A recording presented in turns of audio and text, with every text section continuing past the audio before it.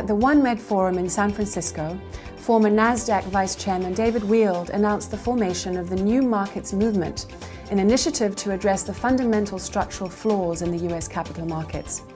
He suggested that Wall Street doesn't need to be occupied, it needs to be fixed. He presented some sobering facts.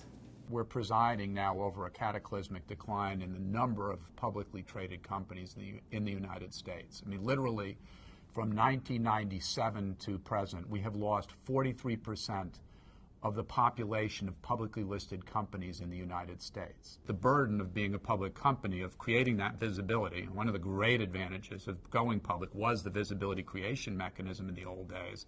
Now it gets put back onto the backs of the management teams, and they flounder around and they don't know how to get adequate visibility once they're public. So the stocks languish, many times they get delisted, and the entire size of the stock market starts to shrink. Mr. Weild, who has spent years researching the rapid demise of the IPO market and the U.S. financial ecosystem, had a distinguished career on Wall Street and was involved in over 1,000 financings during his time as Vice Chairman of NASDAQ and as Head of Equities at Prudential. He is the leading authority on the subject. As he witnessed the demise, he sought to understand its origins. Along with his colleagues, he published a report called A Wake-Up Call for America, data of which has inspired a number of bills now in Congress.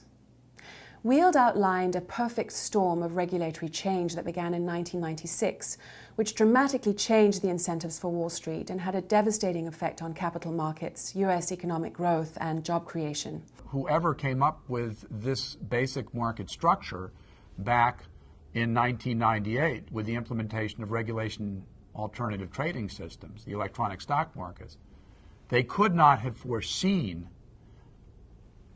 15 years down the road the cataclysmic impact that it would have on capital formation in the United States. But this is a classic self-inflicted gunshot wound of the first order. Many small Wall Street firms left the business, including the so-called Four Horsemen, and a massive consolidation occurred in the equities markets in the late 90s. Today, 80% of IPO underwriting business is controlled by a small number of large banks. He makes the point that if you depress the job-generating companies, you depress job creation. Regulators change the rules by which Wall Street operates. The result, damage the financial ecosystem and job creation. Weild sees no villains, rather just unintended consequences of well-intended regulatory change. But with an underemployment rate approaching 20% and 20% of children living below the poverty line, we can no longer afford a stock market structure that eliminates the incentives to support small public companies that drive job growth. Weild is not the first to cite problems with the public markets, but most point to the cost of being a public company, citing Sarbanes-Oxley. You could get rid of Sarbanes-Oxley tomorrow, and it would not bring the IPO market back in the United States. And the reason that Sarbanes-Oxley is not the obstacle is because the actual problems with the IPO market clearly started 4 years before Sarbanes-Oxley, when we implemented electronic market structure and took the economic incentive out of the aftermarket support of small cap stock. Weild agrees that cost is a concern, but it is not the central issue. Rather, Weild cites the elimination of the economics of the business as being the fundamental problem. To illustrate, he compares the IPOs of Microsoft and LinkedIn, both high-growth tech stocks of their era. 116 broker-dealers were involved in Microsoft's $58 million IPO. LinkedIn, a $350 million offering, listed only 5 broker-dealers. But Weild is hopeful that the ecosystem can be restored and that the stock market can once again foster growth and job creation. Weild formed the New Markets Movement to promote the passage of legislation to return to the economics of the business supporting growth companies. He's gaining support.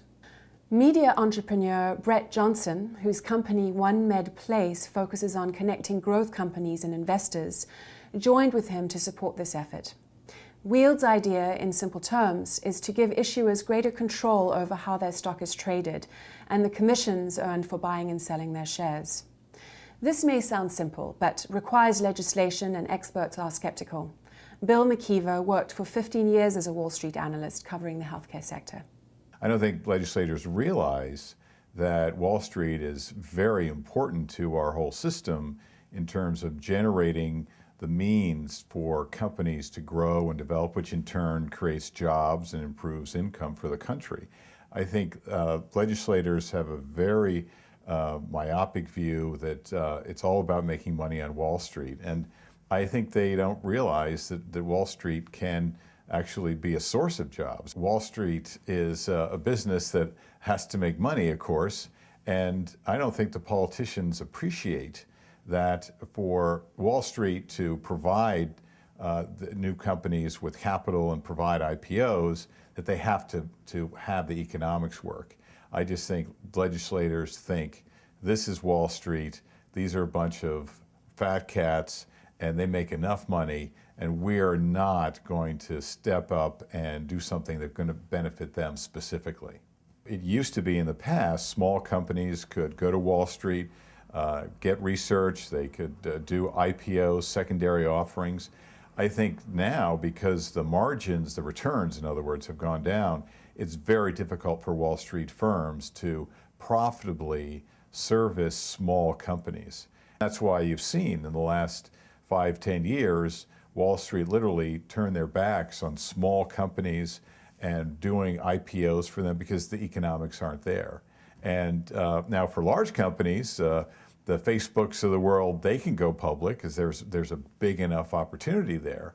But for the small company, it's the door has slammed shut on them. And to open that door again, you have to have a major restructuring of Wall Street, a major change in the political views. And I just think it's very difficult to turn the clock back 20 years. With a true unemployment as high as any time since the Great Depression and estimated 1 in 5 US workers unemployed or underemployed, clearly changes are needed. Whether the new markets movement will be successful in passing legislation will remain to be seen.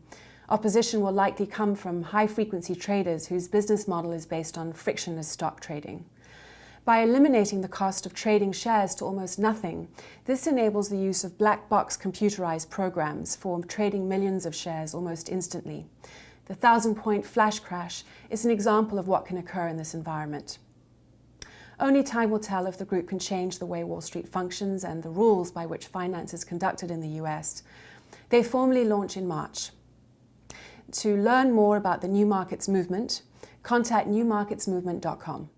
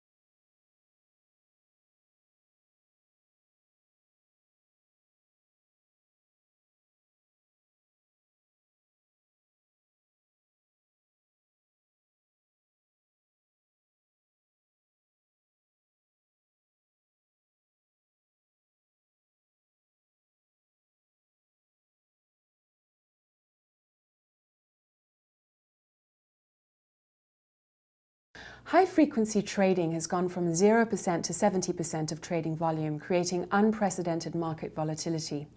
This has undermined investor confidence and has driven investors from the market. IPOs are at 50% of their replacement rate. The US has averaged 128 IPOs annually over the last 12 years, while 330 are needed just to replenish what is lost from the markets each year.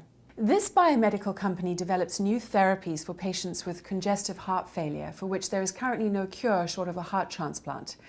And although advances in pharmacology have led to better treatment, 50% of the patients with the most advanced stage of heart failure die within a year.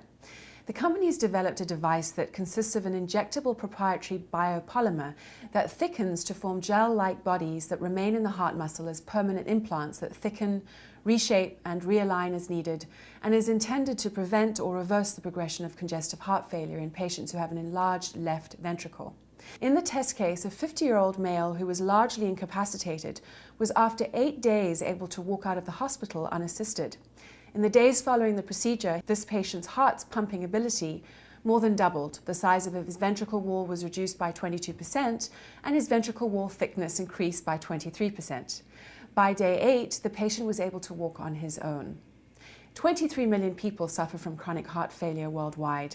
Although there have been attempts to develop this, no one has succeeded in a cure. CHF condition that is becoming increasingly frequent in developed countries and which cost the US an estimate of $37.2 billion in 2009 alone. Current CHF therapy is based primarily on drug therapy that is palliative but not curative. Founded in 1995, $25 million has been invested. Looking for FDA approval and is developing a number of additional treatments working with one of the leading US research universities. The company seeking an investigational device exemption from the US Food and Drug Administration in order to conduct a follow-on US study.